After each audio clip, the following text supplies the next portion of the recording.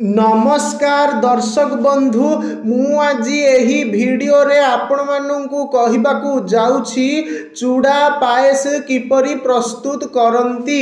जदि आपण माने केही चैनल रे नुआ थांती चैनल को सब्सक्राइब करंतु एवं पाखरे आसुथिबा बेल आइकन टी ऊपर प्रेस करी पुणी ऑल नोटिफिकेशंस ऊपर क्लिक कर दियंतु। ताहेले एमिति जहा भी किछि नुआ नुआ रोसई संबंधी वीडियो अपलोड करी सर्वप्रथमे आपण माने देखिबाकू पाई परिबे एवं चैनल को यथेष्ट मात्रा रे लाइक शेयर करने को भूलिबेनी। ताहेले चलंतु देखिनबा चूड़ा पायस किपरि प्रस्तुत करंती एवं एथिपाई कौन कौन सामग्री प्रथमे नेबाकू हुए।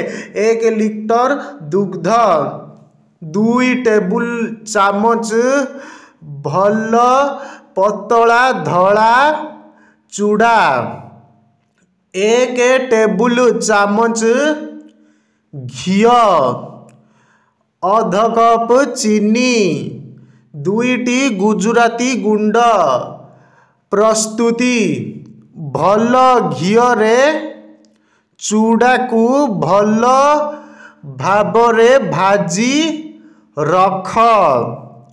दुग्ध और चीनी को आउटी 500 ग्राम कला परे सेथिरे भजा चूड़ा पकाई 5 मिनिट फुटाई चामच रे चकटी देव ओ गुजराती गुंड देई ओल्हाई रखिबे।